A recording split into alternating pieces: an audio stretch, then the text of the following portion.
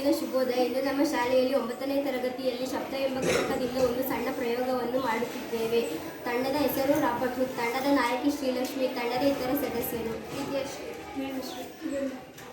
ಪ್ರಯೋಗಕ್ಕೆ ಬೇಕಾಗುವ ವಸ್ತುಗಳು: ಆಧಾರ ಸ್ತಂಭ, ದಾರ, ಟೇಬಲ್ ಟೆನ್ನಿಸ್ ಚೆಂಡು, ಶ್ರುತಿಕವೆ, ರಬ್ಬರ್ ಪ್ಯಾಡ್. ಪ್ರಯೋಗದ ಉದ್ದೇಶವೇನೆಂದರೆ ಕಂಪಿಸುತ್ತಿರುವ ಶ್ರುತಿಕವೆ ಒಂದು ಭಾಗವನ್ನು ಟೇಬಲ್ ಟೆನ್ನಿಸ್ ಚೆಂಡಿಗೆ ತಾಕಿಸುವುದು.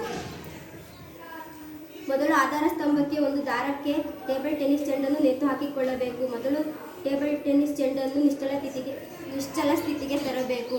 ನಂತರ ಶ್ರುತಿಕವೆಯನ್ನು ರಬ್ಬರ್ ಪ್ಯಾಡ್ಗೆ ಬಡಿದು ಅದಕ್ಕೆ ತಾಕಿಸಬೇಕು.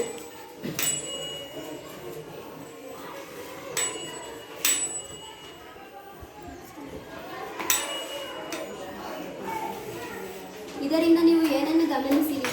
ಶ್ರುತಿಕವೆಯನ್ನು ಟೇಬಲ್ ಟೆನ್ನಿಸ್ ಚೆಂಡಿಗೆ ತಾಕಿಸಿದಾಗ ಅದು ಸ್ವಲ್ಪ ಮಟ್ಟಿಗೆ ಅಲುಗಾಡಿತು. ನಂತರ ನಾವು ಎರಡನೆಯ ದಾರಕ್ಕೆ ಹಾಕಿರುವ ಚೆಂಡನ್ನು ಅದಕ್ಕೆ ನೇತು ಹಾಕಬೇಕು.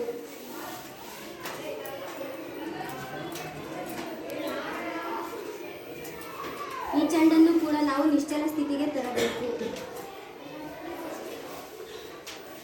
ಚೆಂಡು ನಿಶ್ಚಲ ಸ್ಥಿತಿಗೆ ಬಂದಾಗ ಶ್ರುತಿಕವೆಯನ್ನು ರಬ್ಬರ್ ಪ್ಯಾಡ್ಗೆ ಬಡಿದು ಅದಕ್ಕೆ ತಾಕಿಸಬೇಕು.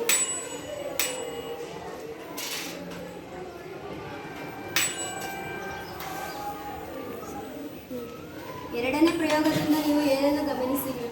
ಶ್ರುತಿಕವೆಯನ್ನು ತಾಕಿಸಿದಾಗ ಚಿಕ್ಕ ಚೆಂಡು ಸ್ವಲ್ಪ ಮಟ್ಟಿಗೆ ಅಲುಗಾಡಿತು. ಪ್ರಯೋಗದ ನಿರ್ಣಯವೇನೆಂದರೆ ಶಬ್ದವು ಕಂಪನಗಳನ್ನು ಉಂಟು ಮಾಡುವುದಲ್ಲದೆ ಪರಿಣಾಮಗಳನ್ನು ಕೂಡ ಉಂಟು ಮಾಡುತ್ತದೆ ಎಂದು ನಾವು ತಿಳಿಯಬಹುದು. ಧನ್ಯವಾದಗಳು.